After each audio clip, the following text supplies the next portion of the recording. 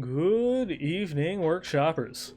It's another Wednesday night. That means another episode of Westmarch Workshop. And we actually have a couple of things to go through and talk about tonight. Some pretty interesting stuff. And I wanted to say some, but I think almost all of it is just kind of almost completely out of left field there. That's caught us off guard. So I'd like to welcome everybody to tonight's episode.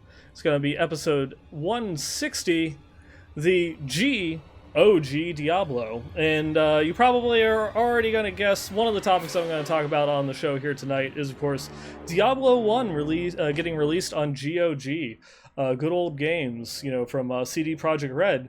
But very first, just some Season 17 updates. There are none. Still no PTR.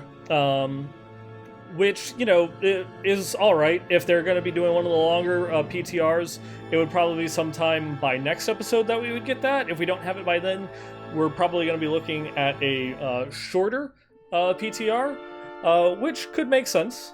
They did announce the extension of the season just a little while ago, so it could be that they all of a sudden decided that they want to do a little bit more in that they are still developing whatever it is that they're trying to do for the theme of Season 17.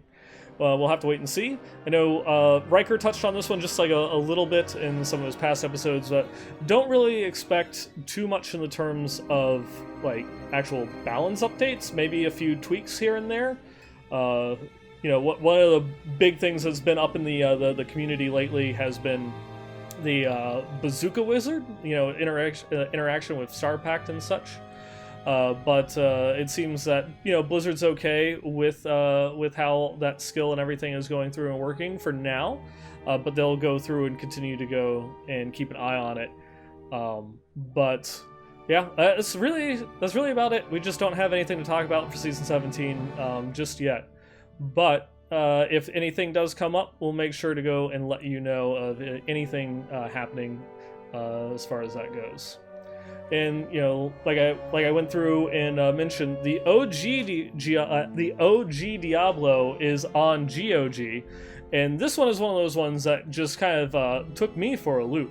I was not expecting the original Diablo to come out on GOG. Now, this is one that I had talked about, previously on the episodes, back before BlizzCon with Leviathan, going through and expecting that maybe we'll get a remake of the original Diablo or Diablo 2 or something along those lines. And so it doesn't surprise me that it's something that was maybe kind of brewing in the background. What did surprise me is that they partnered with CD Projekt Red in order to come out with the game on GOG, which means that this kind of update for the original probably was mostly handled by CD Projekt Red with just a little bit of help from Blizzard themselves. I wouldn't put my money on saying that this is one of the multiple Diablo projects that was being developed or hinted at. But it is nice to go through and see that there is still some love for those original titles and that it is still on Blizzard's mind. That even if they weren't going to do it, they gave GOG permission to go and make the game, which is actually kind of interesting because from GOG's website, they actually noted that this was one of the most voted games on the GOG wishlist. And so, wow, that there are that many people that were out there that were actually wanting the original Diablo, and I'm sure probably, if not right next to it, if not higher, would be Diablo 2 to go through and be released. You can play the original version of Diablo 1 with full BattleNet support and such, but I'm not quite sure if that one has any support for modern systems. And so it might be give or take if it actually goes through and comes out. I haven't tried it myself, But the one that I have a lot of people excited is the GOG enhanced version, with some better upscaling for modern resolutions, as well as full Windows 10 or Windows 7, 8, and 10 support. But it does lack the BattleNet capability. So if you go through and you want to play on the GOG Enhanced Edition, the only way that you can play with friends is via direct IP, Hamachi or some other kind of internet network service that would allow you to connect to other people online. And it's been awesome going through and seeing like a whole crew of people going through and streaming the original Diablo since last week, and it going through and there's dozens of Reddit threads of people experiencing it for their first time. I've gone through and purchased it, but I haven't installed or played it yet, and it's something that I do, should I have time, maybe go and stream a little bit of it as we go and play through the original Diablo 1 together. There's so many little things that I enjoy about the original Diablo, that you can go back and look at D3 and where they got the ideas from. The notebooks, the journal entries that you find throughout Diablo 3, and it goes and it narrates things, that is very akin to the original Diablo, where you'd pick up lore tomes and it would go and narrate like little bits and pieces of history of the world. There's so much just kind of like world building that takes place inside of Diablo 1 that you didn't get as much of in Diablo 2, but you got a lot of in D3 that just kind of like sets background, stories of Narius assaulting the Hellforge and things of that nature, to give you an idea of what type of world you're actually adventuring in. The overbearing odds of actually trying to go through and fight against the forces of hell as you're going and playing through the most kind of horror-esque of the entire franchise. And so if you've ever wanted to go back, check out the Diablo roots. You haven't actually played the original Diablo, I highly suggest it. It is a interesting experience. It's a fantastic game, though maybe for some it doesn't quite live up to current standards. It is a very, very different game than what you'd be used to, even if you started in Diablo 2. Diablo 1 and Diablo 2 are very different games, just as Diablo 2 and Diablo 3 are very different games. You can't run. The difficulty system is tied to multiplayer. There's just there's no class skills. There's like a couple of like little traits between all of the classes. I'm trying to remember what they are. I know the rogue had the sightless eye, so that way they could like drop defense on people, and then the sorcerer could identify items, I think it was. The warrior could repair stuff. I can't quite remember what it was, but if you had if you upped your intellect enough, you could actually have a warrior casting firewall and such. It wasn't though. All of those skills and such were not all the spell books were not tied to specific classes. Yeah, go through, check it out, see what you think, see if you can beat the game. It maybe not so much in terms of difficulty, but just it is a slog. Not being able to run is pretty time consuming. But next up on the list, we have interesting word that they have. Blizzard has filed a trademark patent for Diablo in regards to a movie or film, and that is just this one is just going to be an eye warning because it is a bright white screen. So for those watching on the stream or going on YouTube, I hope that you're not on your phone Sorry. But yeah, they just filed a trademark for Diablo for downloadable films and movies featuring narratives based on a video game and provided by a video on demand service. And this was filed on March 8th, so just last week. And that is, well, I mean, we kind of, there wasn't really a question that they were going to be doing the Netflix series.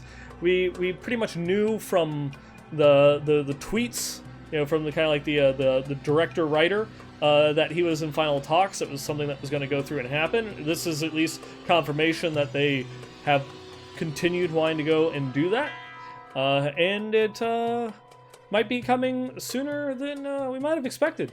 This could very well be something that is we could get, you know, this year. I was hoping that when I saw this thread go through and pop up on Reddit, I was hoping that we might get a little bit more information about who the actual production company might be.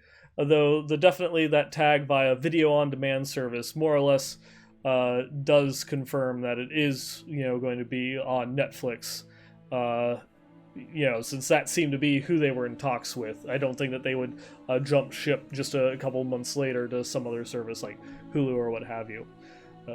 Really looking forward. I hope that they could go through and get some of the people that were behind Castlevania, because that was an amazing series, though Titmouse, that did the Wrath cinematic way back when, would also be an amazing art studio to go through and grab. Because I believe Titmouse has done other work for Blizzard since then that might very well be one of the sources that they go through and pick up on it. But please learn your lesson from Castlevania and do not give us 4 22-minute episodes for the first season. Can we get something a little bit more substantial? That though is pretty awesome, pretty promising.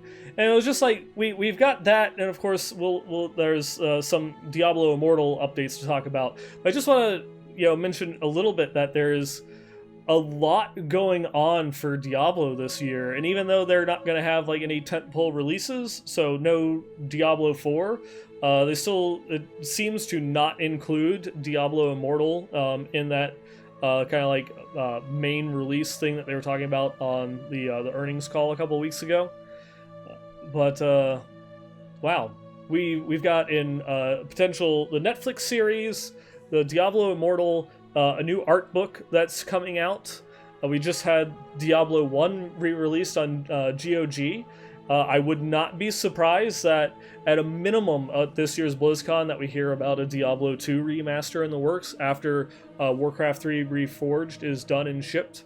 They may wait a little bit on that one depending upon how far along they've gotten progression on it. But yeah. Wow. You know, it's like, even though we kind of are in that kind of lull, but even then, like the kind of like the Diablo lull isn't as bad now as it was this same time last year. We're getting updates. We have the new you know, kind of themed seasons that are coming out, which they seem to be wanting to do more and more with every single time that they put out one of these themes. And I'm really looking forward to seeing what they might have planned for season 17. Yeah, it is. It's an interesting time, and we're slowly getting more and more and more Diablo-related materials to go and talk about with each and every episode. The further we get into 2019, this could actually be. You know, we were hoping that, you know, last year that BlizzCon was going to be, you know, the Diablo BlizzCon, but it's potentially shaping up that this might be the time. We can expect that there will definitely be a World of Warcraft expansion announcement at this year's BlizzCon, but this could be the time that we get Diablo 4. At least the announcement, not the release. Oh, and just speaking of Diablo-related stuff, in case you were wondering, this was the Diablo loot crate gift. It's a temperature-activated mug, and sorry, I'm not about to like go and boil Pepsi, just so that way you can all see it. And I had already filled my glass. I didn't really think about it beforehand. but it's a treasure goblin. If you couldn't really make out the outlines there with the bad web camera angle, it's a treasure goblin on one side and the kind of Diablo 3 pentagram on the other, in the that's surrounding the Diablo logo itself. And as I mentioned, we do also have an interesting Diablo Immortal update to go through and share. This one is I found on the Diablo Immortal subreddit, and in case you were wondering, yes, there actually is one, and it seems to be, for the most part, generally positive discussions. There, of course, will always be that random person that kind of pops in to, just kind of throw in the memes and such. But it is definitely a very, very small sub. It seems that the people that are there, at least, interested and excited for the release of the game, which there's nothing wrong with being excited for Diablo Immortal. Sure, we're all expecting, Diablo 4, and that's the main game that we want. But again, Immortal isn't replacing D4. It's just something that we'll have to kind of tide us over in the meantime. And they posted a link. This was found by Family Win, to a Taiwanese kind of a video game news site that posted like a little interesting blurb about Diablo Immortal, and in it, sorry for the lack of translation. Google Translate was having some issues translating, as well as working with the tabbing over in the browser.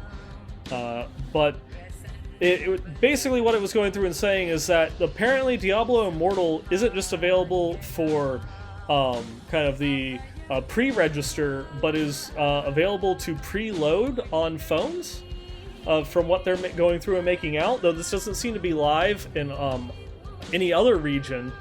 And it could just be a mistranslation with like the Google translator, that it might not be actually preloading but pre-registering.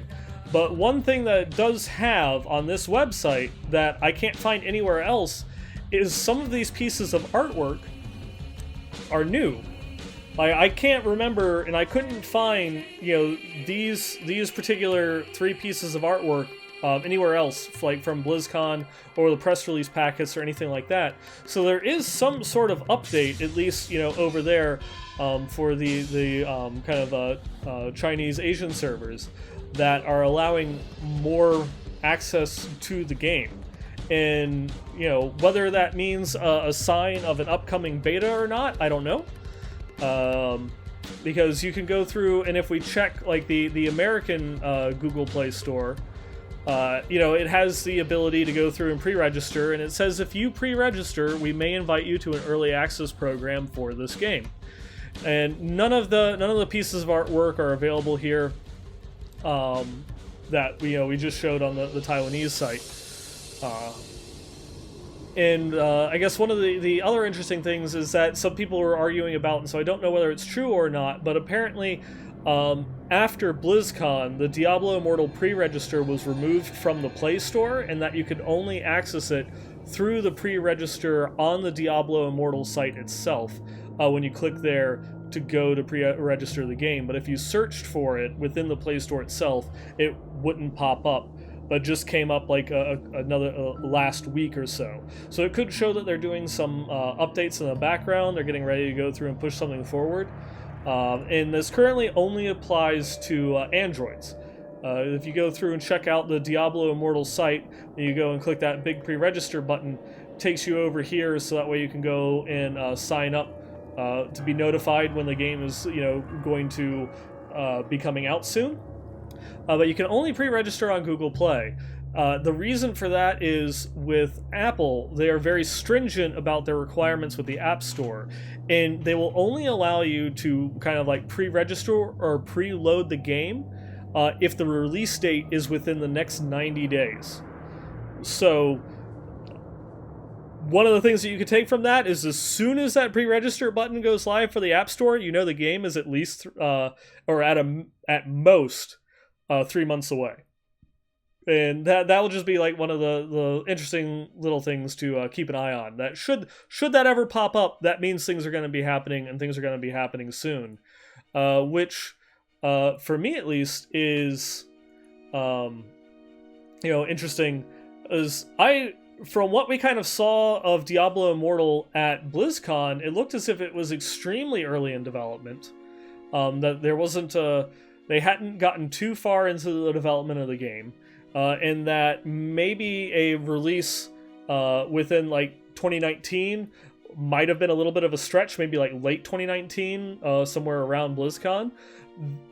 But kind of this combined with the announcement on NetEase earnings call that they were essentially finished with their half of the development of Diablo Immortal might mean that it could be a lot sooner than definitely I or a lot of other people expected. We might be getting a summer release. And it's something that we could definitely get, like, say, before August. Obviously, we will, everything is probably 90 plus 1 day out, days out, until that App Store preload button goes live. But I'm also shocked that because we're starting to have like this new information come out. NetEase is saying like the game is more or less ready and it's just waiting for Blizzard to finish up their side, the polish and tweaks. That we haven't heard a single peep about the game since BlizzCon. Now, it would make sense that because of the community backlash since BlizzCon, that we could have Blizzard just not wanting to poke the community any further. They understand that it's not something that the community asked for, and that it's a sore sticking point. They could be waiting to announce more about Diablo Immortal until they have something else to show. Maybe, I don't know if that's going to be Diablo 4, but, who knows. And yeah, it's just an interesting little thing to go through and keep an eye on. From there, that's pretty much the big things that we had to cover for this week as far as the Diablo news goes. I will, continue to keep an eye on it because I am interested in wanting to see what they do with Immortal. It could be, it's just like, because like the lore nerd inside of me, Diablo Immortal is almost like everything that I've ever wanted. A constant update to the game that allows us to go through and explore more of the world. Push forth the corners of the map to go through and see more of the story. And I do hope that Blizzard delivers on that expectation without it being behind a paywall. And that if anything, that everything that they talked about being in Diablo with kind of like a more involved skills, having more skill interactions, having that constant monthly updates to the game is something that they can pull to Diablo 4. And that the next full iteration of the franchise is going to have all of that and more. As always, let me know what you think.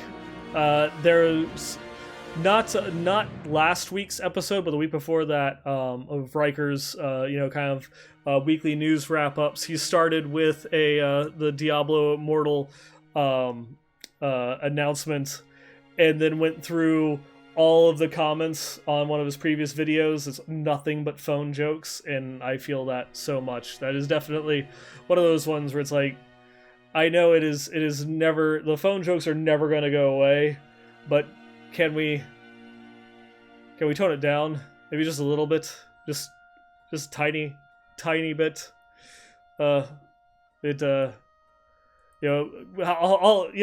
just going to be like a handful in every Reddit post, sure, fine. But when it's like every other comment, God, please, it's been 5 months now. We can move on. We can find other memes. Next up, we've got a little bit of a backlog to go through here in terms of some community updates. And let's see, the first one that we have, this one is from Jeffrey Wong. Wanted to say that I love Riker's cameo in the show. Been listening to the workshop for a while. Here's what RNG has done for me. My Day 7 Primal Yangs dropped, and then a Holy Point. Both for my Demon Hunter. What to reroll on the Holy Point for Shadow Impale. We'll go through and show the Yang's recurve here once we get to items of the week. But for what you went through and showed, that one is kind of a tough decision, because you got both regenerates life and increases elemental arrow damage, which, you know, is not exactly all that great for a Holy Point shot. The regenerate HP at least does you some good, whereas the elemental arrow damage does absolutely nothing.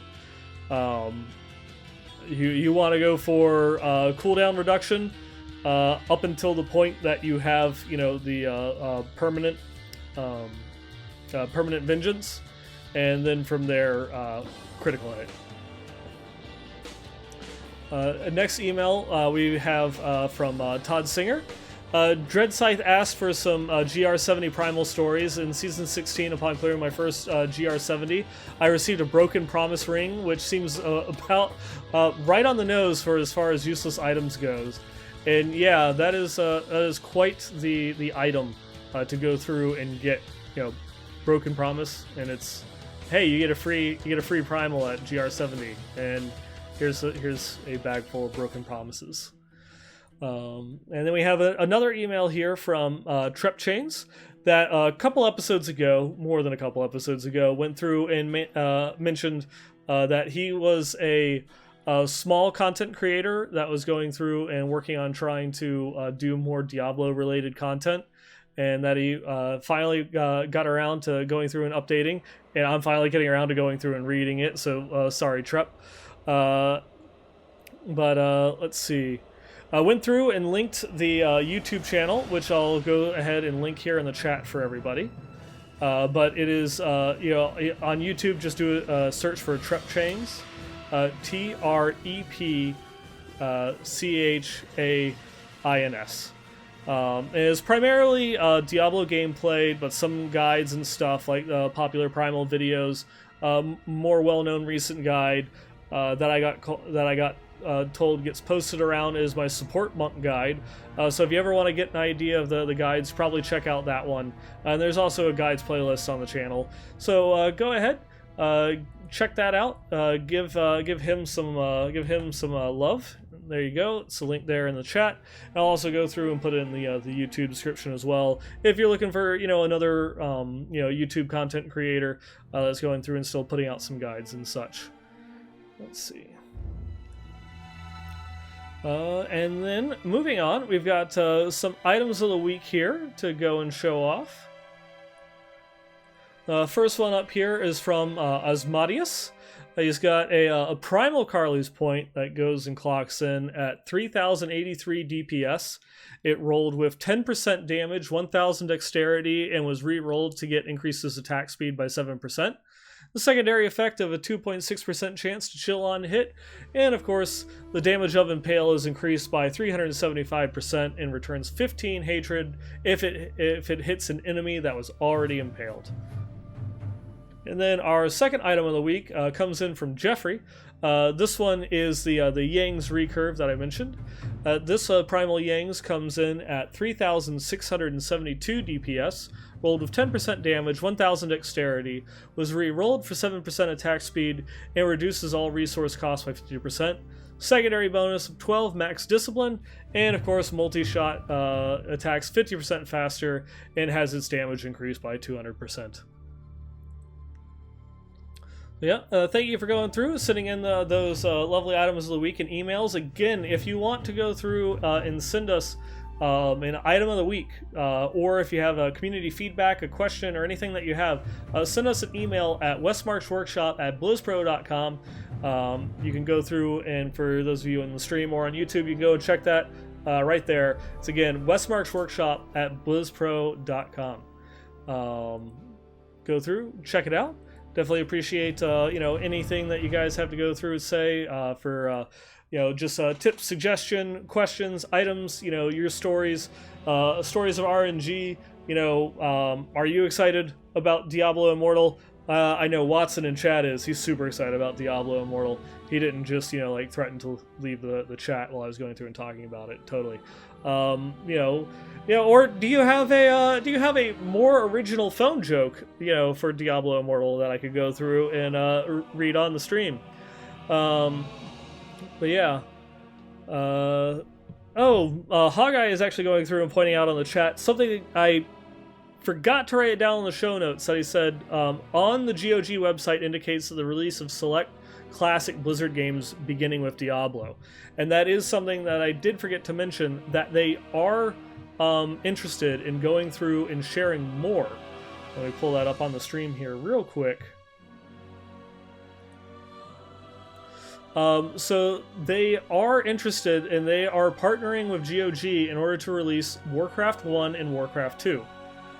And that is interesting because that pretty much will cover almost the entirety of their classic collection of games, with two exceptions. The first exception being their true legacy titles: Blackthorn, Lost Vikings, and Rock and Roll Racing. Those are ones that haven't been mentioned at all. We now have Warcraft 1, Warcraft 2. StarCraft has already been re-released, remastered on the Blizzard launcher. Diablo 1 on GOG. And then, of course, Warcraft 3 is being remastered at the moment. And that will be releasing sometime this summer, also through the Blizzard launcher. So there's one other title from their classic games that they haven't mentioned yet, and that's Diablo 2. That was why I was mentioning earlier that I do still expect them to go and at some point announce that they're working on Diablo 2 remaster. It is just one of those ones, we know they haven't forgotten about it. It's something that they are definitely going to work on. It's not something that they've announced that they're partnering with GOG.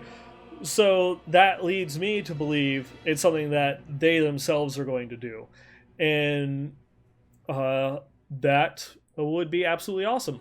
I would expect a Diablo 2 remaster to come out before Diablo 4 launches. So it's something that I would hope would be a relatively soonish release.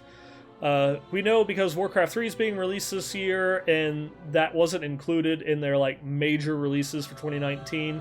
From the earnings call that we had last month, that I don't expect a D2 remaster to be released this year, but maybe something that they could release early 2020.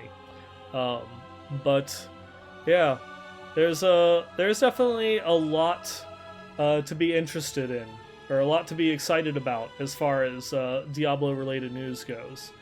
We've got some bright times ahead. We'll see what season 17 offers with its seasonal theme, and we can kind of hopefully get an idea of where they're going to go with future seasons. After that. But I'm excited. Especially coming off of the downer that was the last couple of episodes. In kind of the heartbreaking news that started, I guess a month ago now, a month and a day of the massive layoffs at Blizzard, which because of the filing in Orange County, we know, I believe it was 209 employees specifically from Blizzard Entertainment that were all let go, and that still does suck, and that still does hurt. But at least the people that are still there and the ones that are actually developing and making the games are still dedicated to the franchise itself. And it's something that, we have things to look forward to, which is, more than we can say over the last couple of years, where it was just kind of we've got, minor balance patch coming out for this season, minor balance patch coming out for that season. We've got new wings, we got a portrait frame. Now we're like, well, shit, we're gonna have a mobile game. We have pretty strong indicators that we're going to, at a minimum, get an announcement of a Diablo 2 remaster remake. We've got Diablo 1, re-released through GOG. We've got that Netflix series coming out. There's an art book. They're going through and getting some third-party publications, back up and running. Of course, following on the heels of the Book of Adria that just came out, I 100% hope that they come out with a new actual novel. I would love to go through and getting back into some stories, because the last full novel that they released was Storm of Light, with right before the release of Reaper of Souls. And they've come out with a couple of short stories since then. One, Mordred. That was a short story that you can still go through and buy on Kindle through Amazon. And then a bunch of other little short stories that were released that you can still find free on the Diablo 3 website. Talking about Covetous Chin and such. So it's about time. They need to release a new novel. I want more stories, damn it. But yeah, I think that's pretty much going to call it here for tonight's episode. Definitely look forward to going through and seeing, hopefully, more updates as far as what we're going to expect for Season 17 by next episode, which is going to be, tentatively, is going to be March 27th. That may change for the next episode, just because I've got some projects going on at work, and at the moment that day is free, but I might change the recording date that week in case something comes up or some other dates shift. But I'll let you know in case that does happen. I'll definitely go through and keep you all updated. Just keep an eye on the Twitter at the WM Workshop for updates about future episodes and such, in case I do have to go through and change anything. But again, if you have any questions, feedback, rude comments, items of the week, go ahead and drop me a line at westmarchworkshop@blizzpro.com. You can also follow the show again on Twitter at the WM Workshop. We do record here live pretty much every other Wednesday at 9 p.m. Eastern, 6 p.m. Pacific at twitch.tv/BlizzPro. While you're here, please feel free to go ahead and click that follow button so that way you get notified when new episodes go live. Currently, Westmarch Workshop is the only podcast that's being broadcasted on the BlizzPro Twitch channel, though when we were talking with Eldorian last week, they might try and figure out when they're going to, if they can go through and do live episodes of Well Met again, but that's definitely not a 100% given. And if you do want to support the show or the BlizzPro network as a whole, feel free to go ahead and click that subscribe button, as that the money that we get from Twitch goes back into actually funding BlizzPro.com, our podcast and others, because as we kind of talked about on the previous episode, which if you haven't checked yet, please go back and watch episode 159, The Future of Fan Sites. Because hosting a website isn't exactly cheap. It's and not necessarily a website, but the hosting costs for the podcasts themselves are probably the vast majority of it. And and also feel free to check out diablo.blizzpro.com. Big shout out to Dreadscythe for going through and keeping us updated over there on all things Diablo. And you can even find us in game. We are the BlizzPro clan. We also have the Westmarch Workshop community. But yeah, go ahead, keep an eye on that, and we will see you guys next week, or next episode in 2 weeks, not next week. Man, been doing this for years and I still mess up.